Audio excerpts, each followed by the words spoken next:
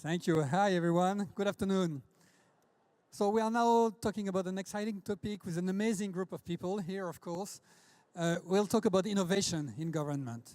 And of course, when we talk about innovation, I would define as the new way of doing things which will add value to what existing process, outcome, etc. If I pick, to be fair, a company like Accenture, which is my company, we invest every year $3 billion every year in transforming our own organization to become more relevant in the new, meaning that innovating, leveraging technology, etc. So we invest a lot in talent, in startup, in our ecosystem, etc. Of course, it's one company, it's one business. And the big question for us is, what does it mean for government? And typically, we have very senior leaders here from governments. We have startups. And how do we actually innovate in government for the ecosystem, one side, but within government to transform public service activities and public outcome to improve quality for citizens? So that's a big question. And actually, I would want to start with you, Alexandre de Croo. You're the Vice Prime Minister for Belgium, if I'm correct, with a very as well in charge of digital. So a background as well in digital. And basically, from a country standpoint, how do you envision innovation for public services in Belgium or for a government? And what are the drivers to make it work, basically? Well, I think the first driver is that this is what citizens expect. Citizens today are confronted with private sector, which is simplifying things to them, which is making it tailor-made to their needs. And often citizens are confronted to governments who still have kind of an old approach, general approach, the same for everyone, asking you to input the same information 15 times and so on. It's a vast topic. I would like to focus on one element, is how can you bring the innovation that is happening so much in our startup community, how can you pull that into government?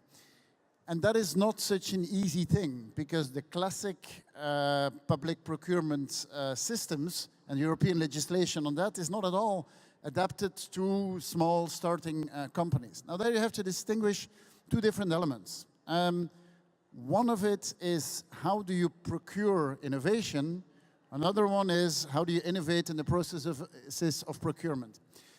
One thing we've done in Belgium quite a lot is something we call pre-commercial procurement. So this is typically startups who are still in the development phase, and instead of just doing a public procurement and shooting quite broad, what you do is we try to go in negotiations very early on with them. Try, for example, and the city of Antwerp has done this quite a bit, is create, for example, a sandbox where those local startups can do their own development in, for example, using our data or using our public infrastructure. So co-developing things with them. And then afterwards, you still have to do the public procurement, but they already have had an edge and they have had the possibility of developing things in using the assets that we have. The Port of Antwerp, for example, has been quite innovative in doing that, in developing IoT solutions. The good thing is that you bring innovation in your public service, which is what people expect, but also you have created a market. You have created the environment where your local startups can experiment, can do things which they then innovate for own use, but which they also use afterwards to export to other markets. Okay, thanks a lot for that. And I guess we'll come back to two topics. Maybe one is around, do you feel government needs to invest specifically in that? We talked about the ecosystem facilitating for startups. And what about the people, the talent, the skills within the administration, the public civil servants? How do they need to shift or not? But just opening up the discussion, and maybe we can comment later. Maybe continuing with you for this first round, Matt Hancock, you are the Secretary of State for Health and Social Services in the UK. Big role. I guess it's not an easy one. You have been doing as well a lot of things, I think, in digital prior to that. So you still have this digital mindset, I guess, in your head. How do you view that, maybe specifically for the health space, but taking a large country like the UK, which is going through many interesting time at the moment, how do you see indeed the innovation taking place? And do you think you need even more innovation in the UK government at the moment? Well, it's interesting because you asked the question specific to health, but the truth is that the specific goals and the specific set of policy actions that you need to digitize the health system are actually transferable across different parts of government and indeed transferable across countries. So it was fascinating listening to the last answer because it is exactly the answer that I would have given with respect to transformation across government. And what we're now trying to do in the UK is bring that attitude, bring that approach, and bring the insights that we've learned over almost a decade of digital transformation of government into the health system. And I didn't know how the response would be when I became health secretary, having been the digital secretary before that. I've discovered that partly because over 1 million people who work in the NHS in the UK are used to using good technology in the rest of their lives, they're desperate for decent technology in the NHS and in the health system, not just for the cutting edge treatments and the use of genomics and artificial intelligence, but just to make sure the computers work and that patients can have a straightforward experience, like, for instance, this revolution inside the NHS where the patient can choose the time of their appointment. It's the level of improving the purely logistical elements that we're starting, and we'll move on from there. But the attitude, an agile approach to policy development, the harnessing of the human and the technological, the using the technology to augment, not replace the specialists. These insights are transferable right across different public services.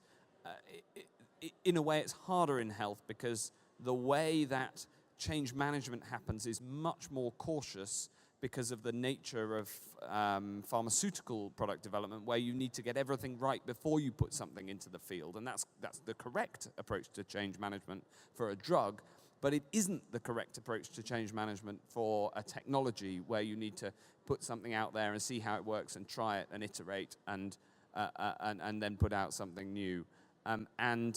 Getting that change in culture is probably the single most important and also the single hardest change in a health system. And how do you build that change in culture, actually? What the tools here? Well, there's a tool set that different governments across the world have developed. The first and most important thing is permission from the top. So there have been attempts at digitization of healthcare in the UK that have failed, and people have lost their jobs over it in the past. And therefore, people have ducked this as a leadership challenge for a long time. And the arrival of somebody who, where the biggest experience I have to bring to bear on the health system from previous roles is digitization, means that I am able to say to everybody in the system, and indeed to anybody in this audience, if you have an idea for the improvement of the health system in the UK from use of technology, we want to hear from you, we want to try it, we want to see it work.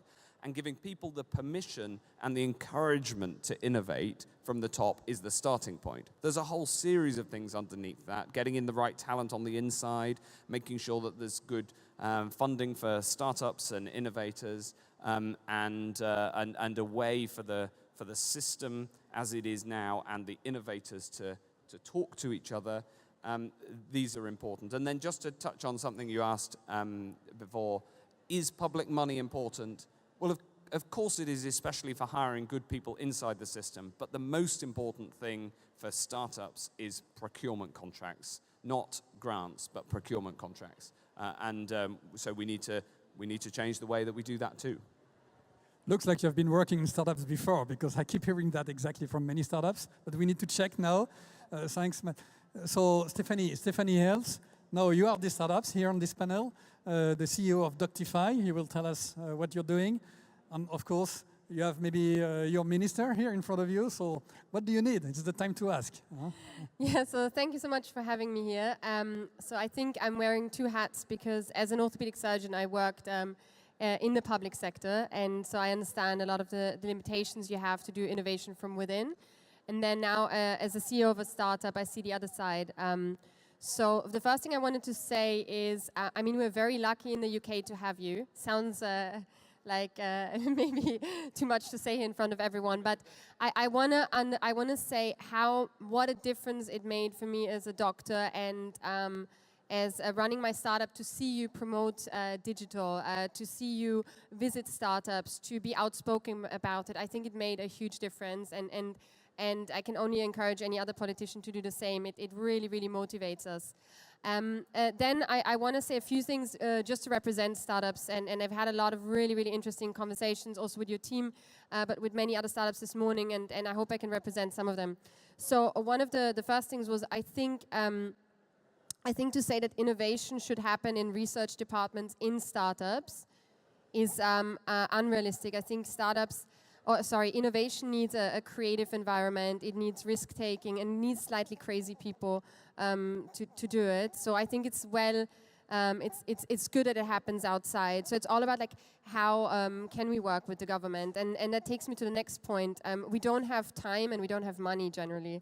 So it's about, if you arrange a follow-up meeting in 3 months, think about how that feels to a startup that is thinking about every month and their survival. And I think you might be missing on resources, not resources, on opportunity, you know, if you don't understand how startups work, and if the government doesn't adjust to that.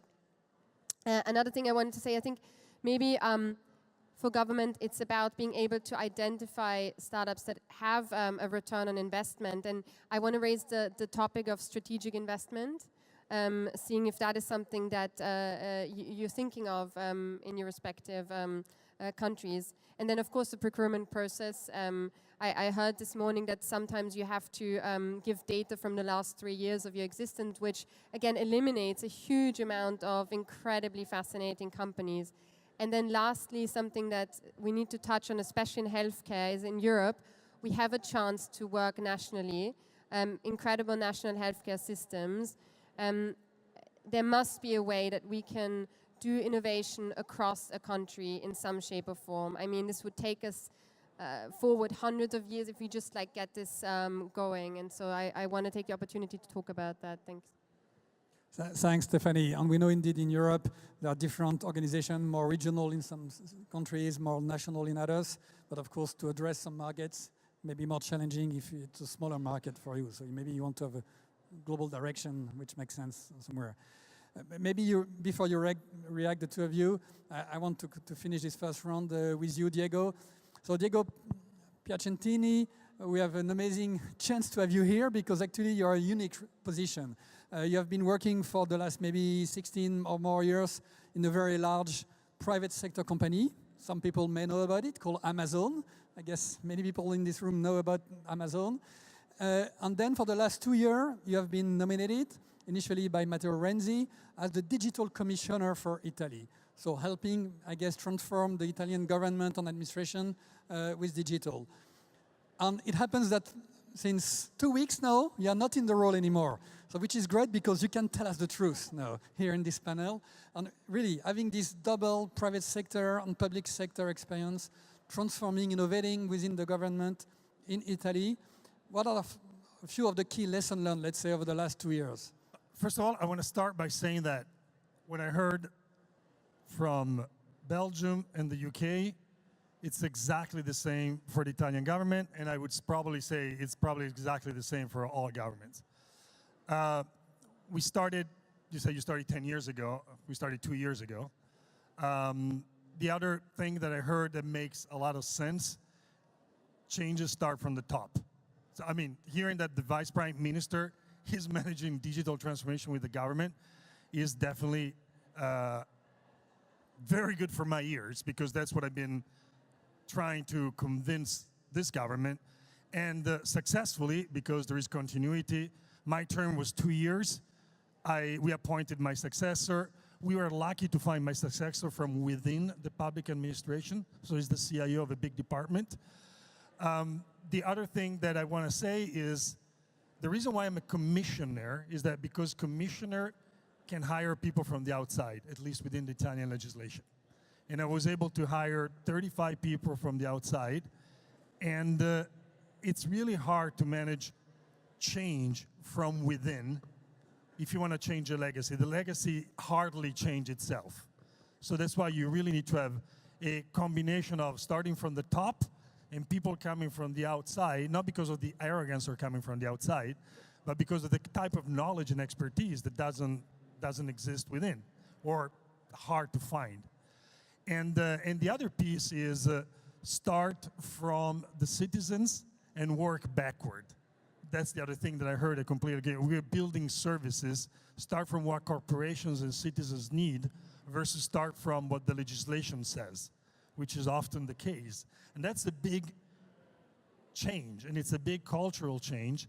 But again, this unified force coming from the top, coming from outside and training the internal people, in the long run is going to deliver, it's definitely going to deliver the results. Okay, thanks, Diego. So you see a bit the scene setting here. I guess at the back of my mind, I have really one or two questions I want again to ask each of you to react on, because when we do transformation, typically with large private sector companies, there is always a challenge of pace, especially in the digital world, because we know the technologies keep moving at pace, and we need to go with the right pace if we want to match up with the pace of technologies. On the question of scale, when you have a large organization, you need to address all of the organization. So pace and scale in a government for all of a country or in such large organization like the NHS, how do we do that? And combining it again with the culture shift that needs to happen. So the people, you mentioned in your case in Italy, the need to transform the culture, the mindset, having people from the outside as well to team or to work with, maybe with startups or whatever. So how do we at the same time embrace the pace, the scale, and the culture shift that needs to happen to radically transform this public service operating model in a more like ecosystem approach? Just you have 1 minute for this easy question. It's really easy for me. It's as large as possible, as fast as possible. And you do need people from outside, but you also need people from inside who know the business. And as a leader, my question is, how quickly can we go and how many people can we positively affect? And then I have lots of people who tell me how difficult it is. And my job is to work out how far and how fast you can possibly go. We actually try to stay a bit away from the huge, big transformation IT investments. I think that governments have shown the last decades that they are really not good at managing them, and that the pace of transformation today is so fast that actually those big programs, the moment you start implementing them, things have changed already a lot. So our approach has been to more try to centralize it around smaller projects. For example, around data. Don't believe the IT vendors who tell you you need to build a huge new data warehouse. Please do not do that. You need to find suppliers who can help you in connecting the existing databases that you already have. So what I want to come to is that as a government, you actually need quite a lot of expertise today in strategic IT planning and strategic IT procurement. And that is something which typically we don't have. A lot of governments have some department that has been good in implementing themselves. IT departments, IT programs, I don't think we need to do that at all. But the knowledge of setting standards, planning out certain things, project management of all those vendors, it's a key asset to have. And it's typically not the people that you have in government today. And I'm quite jealous that I see for example, what the past US administration has done in pulling in on a temporary basis the tech talent from Silicon Valley and so on. And I often hope that I would kind of be able to have the same approach and saying people, look, 5 years, you come to government for 5 years, you bring this type of planning and strategic expertise, and you get all those IT vendors working. It's not an easy thing to do. Talking of which, what are you doing now? And do you want to come to London? That's an interesting idea. Okay. We can talk about it. So it's music to my ears. I mean, today, Apolitical just published an interview, and I said, I didn't bring to the government blockchain or artificial intelligence. I brought basic project management skills to build scalable processes. And I was flabbergasted. The biggest surprise I had was the lack of basic project management that I found within government. I mean, you would not believe that is we're so far behind, and it's not rocket science. I mean, you can build it. It's teachable. You can build it. I mean, I'm coming from Amazon. I just managed a company that's been scaling, and government is a set of complex systems. That's what it is. And to that, I heard, I completely agree. It's a lot of small projects. There is not the huge project. And most of them failed, but it fails also in large corporations, not just in governments. The big projects. Yeah, but this is public money, so it's worse. That's even worse. That is even worse. And the other thing is, what technology can give you today is a much cheaper way that used to be to approach simplification and the concept of API. I mean, every single government service can and should become an API. Everything you interface with the corporate world should be a manageable service that another machine can read. That's the best we can do for the simplification of the life of corporations. I would strongly agree with that. And as the legal owner of the world's largest collection of fax machines, I would accept that we have some way to go in the NHS in the UK. I just wanted to pick up on a point here, which is a slight disagreement on this question of how big to go. So I think that we must be ambitious in terms of the breadth of the impact of the digital transformation. I'm sure we actually agree on this. The question is how big each specific project is. And in the past, I think due to a lack of confidence, governments have gone to large system integrators so that a very small team in government can spend a huge amount of money asking somebody else to project manage it. And as a result, they tend to be not close enough to the business decisions, and it goes wrong.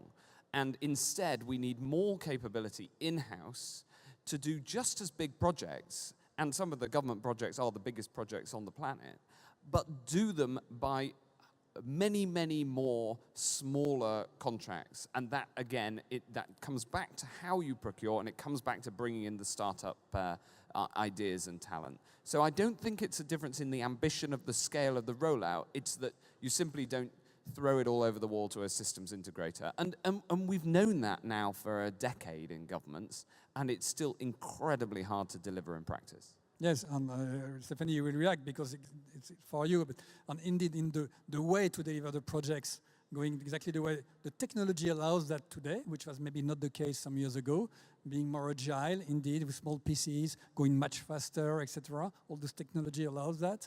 And at the same time, as you say, you need the in-house skills. And the challenge very often is to combine some skills, maybe coming from the outside, like Diego or others, to raise the capacity within your own team. And then you need to work with startups like Stephanie, yeah?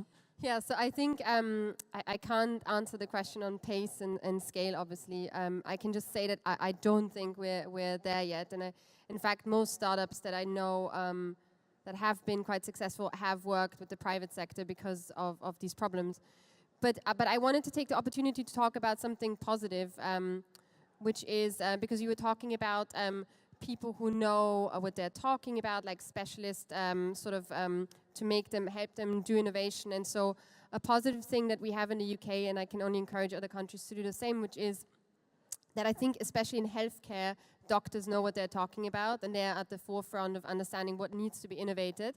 And so we have a program in England called the Clinical Entrepreneur Program, where doctors are allowed to take some years out of their training, develop their innovation, try to get to the government or to private companies, and then come back. And in fact, there are several of the entrepreneurs here today.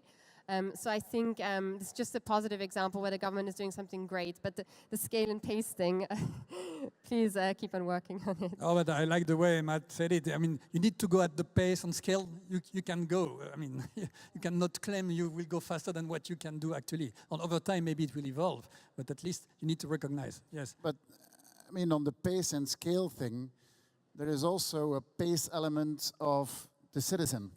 I mean, you can go very fast, but in the end, the digital promise is realized when everyone can use it. And don't underestimate that when we talk about the digital divide is not today, do people have access to a computer or to a smartphone? Almost everyone has. But the digital divide is on, do they actually have the knowledge and the skills to use it?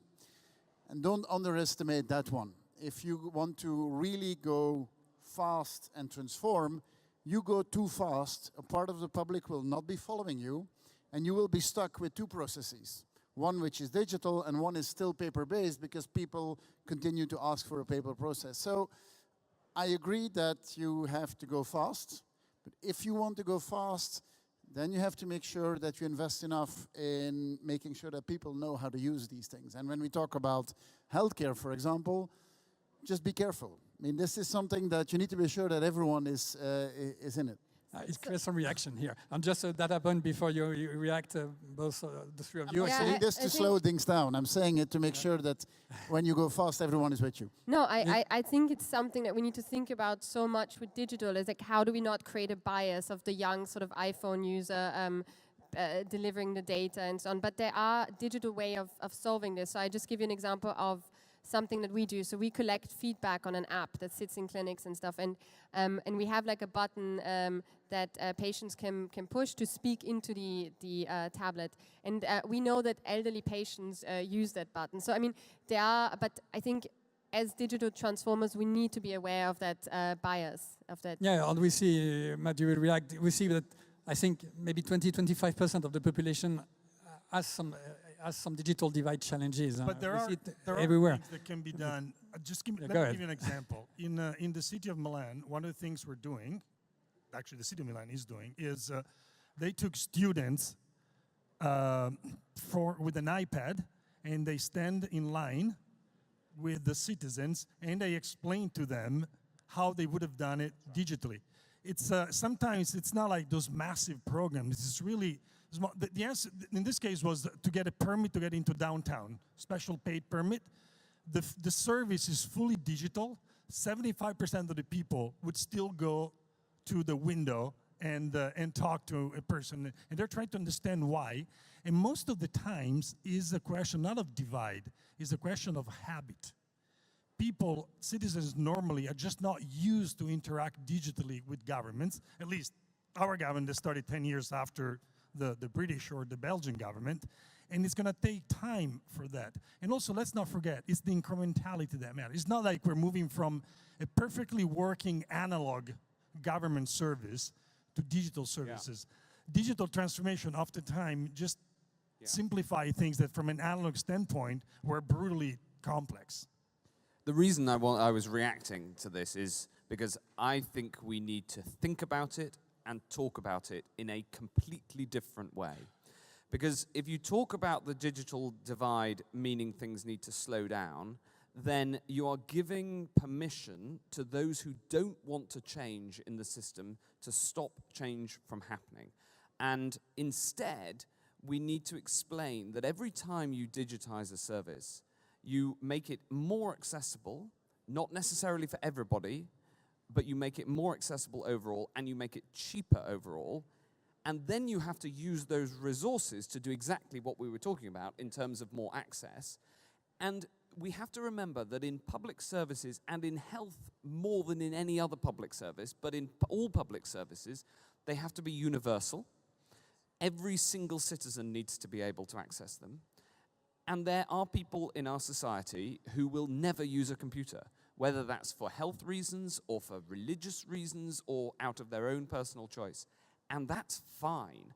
But that shouldn't stop the progress of everything else. We need to progress for the mass market as quickly as possible in order to free up resources, then to help those who will never use a computer more. So I think the tone that we adopt on this, and that the whole ecosystem needs to adopt, is that if you are providing a service that is better and cheaper for somebody who uses digital devices, then you are freeing up resources for people who will never use digital devices, and that is a good thing. And if we instead wait for every single person to be ready to advance, we will never advance.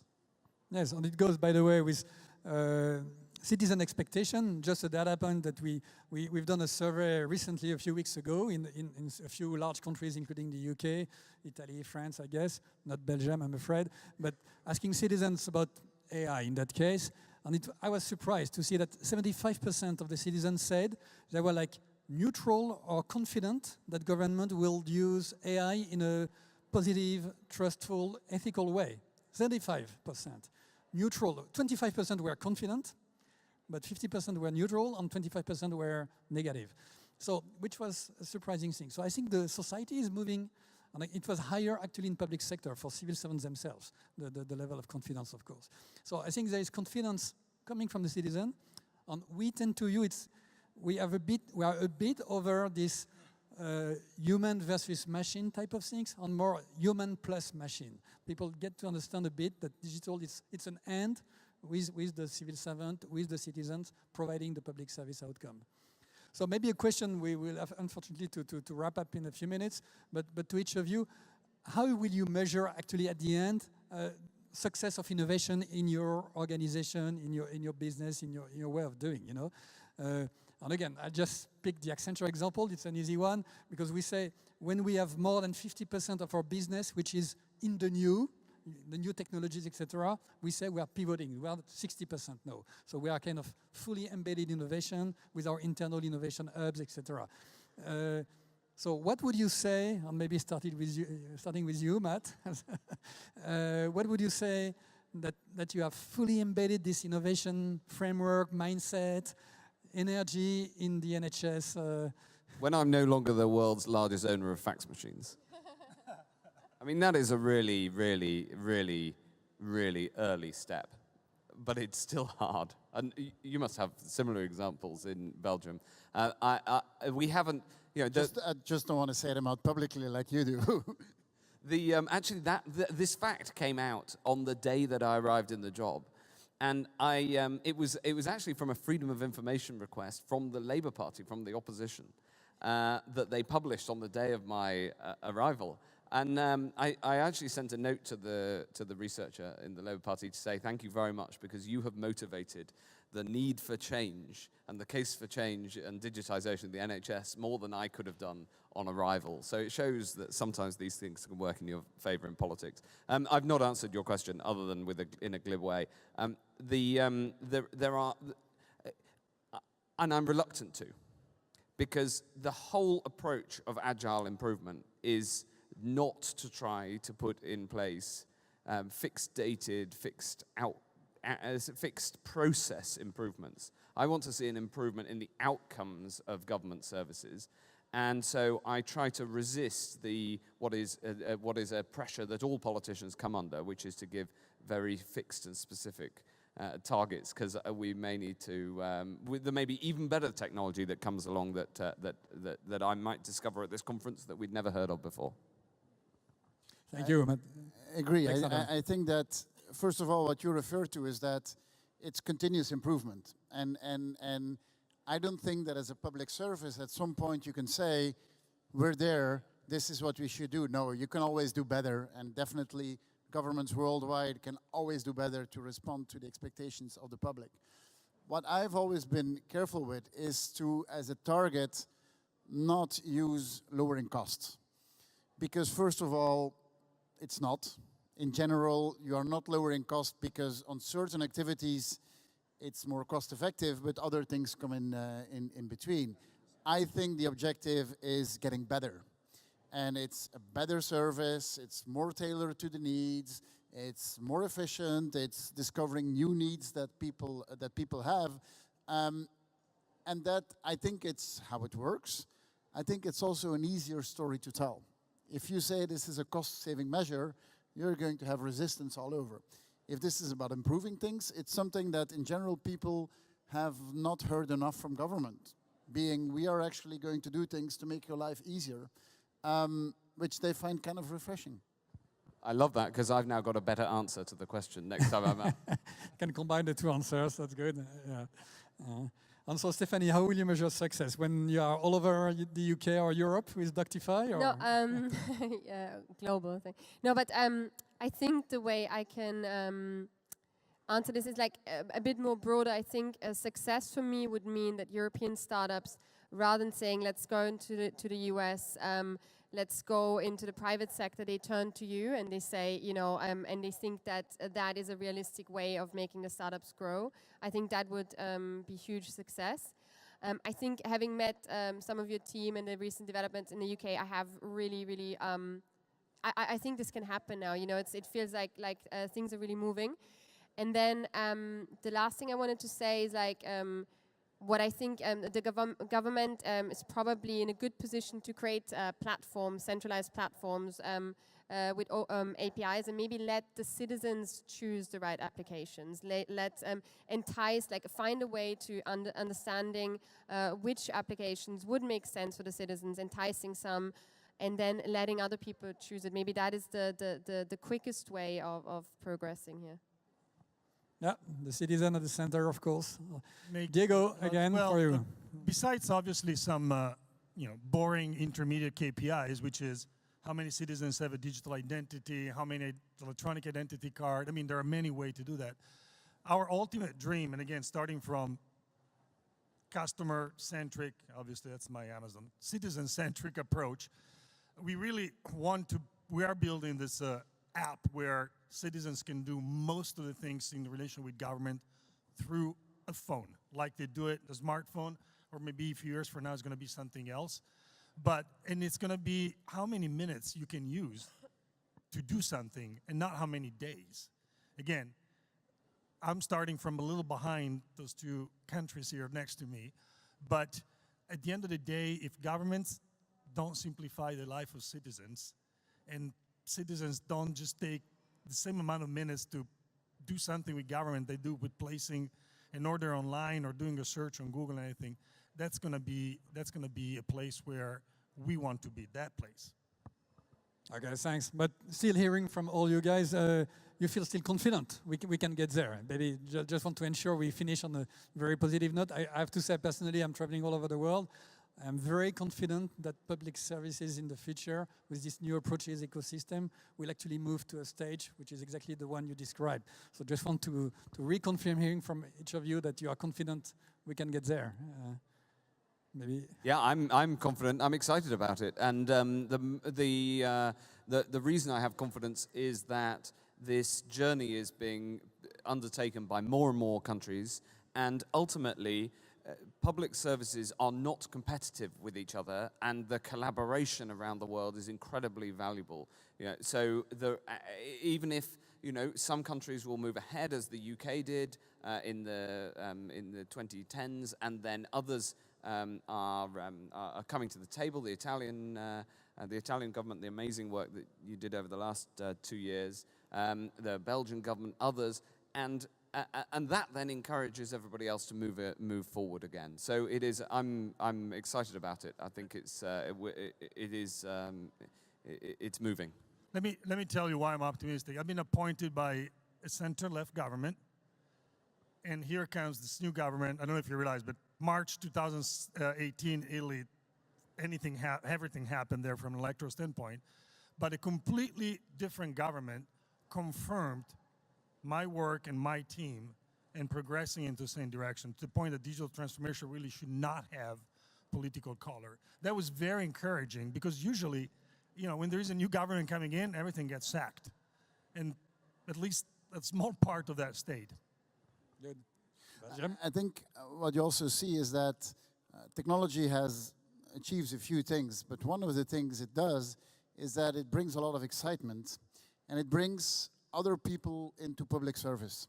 Yes. You bring entrepreneurs into public service. You bring people who want to make a change and see entrepreneurship and public entrepreneurship as a way of achieving that.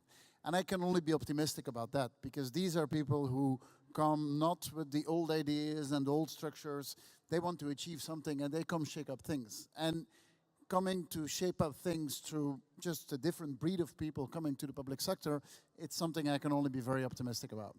Good. Can I just add one? Yes, I think Stephanie will conclude. Oh, sorry, go ahead. No, go ahead. No, Stephanie. I really like this point, because that's what we're trying to build. I think you can hit people working in the private world early in their career and old people like me at the end. I mean, if you build the right processes, and if you ask a young graduate, would you really want to work for your country for 2 or 3 years on a specific project? I think most of the time the answer is going to be yes. And it's not, and I don't buy into much the fact that huge economic difference, which is true in terms of salaries, but at the end of the day, you really can impact even if you work only 2 or 3 years for a government within, obviously, an organized set of processes. Cannot just be like that. So I think that being proud of working for your government is something that needs to be pushed. So let's have more back and forth between government and public sector expertise. Stephanie, to conclude this discussion. Yeah, I think at the end of the day, the drivers of innovation are increase in efficiency and cost savings. So I think everyone is aligned on these drivers, and they're pressing you. So I think the innovation is really the answer to that. And then just a small observation in my company is that when we started off, I think we tried to develop everything ourselves, but I think by now there are incredible software companies that do things like task management, or I don't know, even booking appointments or whatever. And all we do is we pay a license and we use them, and they're safe and they're good. And so I think it's nothing else than that, like just getting companies together, they're good at what they do, and saving costs and increasing efficiency. So it's quite simple. Quite simple. That's the word for the end of the discussion. Thanks a lot to you, Stephanie, and thank you to all of you for this great discussion. Thanks a lot. Welcome.